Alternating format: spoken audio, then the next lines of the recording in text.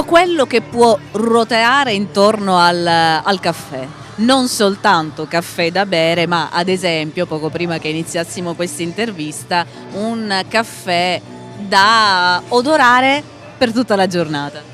Allora, il progetto Let the Coffee Surround You nasce sulla radice di un'idea che è quella di lasciarsi avvolgere dal caffè, quindi non soltanto una degustazione tradizionale di caffè, ma tutto quello che ci può ruotare attorno. E infatti, come vedi, oggi qui giochiamo con 1000 metodi per fare estrazioni e 1000 possibilità di gioco con un prodotto così conosciuto ma mai così tanto sviluppato. Siamo qui oggi grazie a Gaetano che ci ha invitati per presentare una scuola che si chiama www.coffeeschool.it,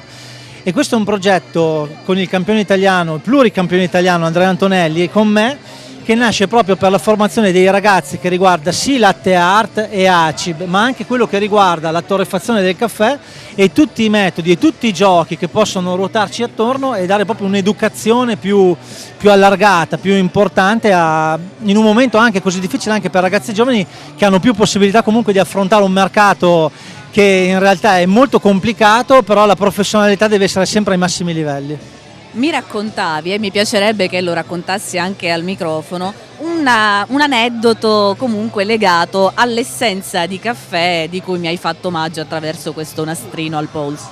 Il caffè può essere utilizzato con sistemi veramente alternativi. In questo caso è lasciare un omaggio, un ricordo a una persona grazie a questa profumiera artigiana che si chiama Ilde Sogliani, che abbiamo conosciuto in un percorso olfattivo. Ha creato delle essenze con il caffè, in questo caso è tabacco, caffè e vetiver, e noi facciamo semplicemente un braccialetto,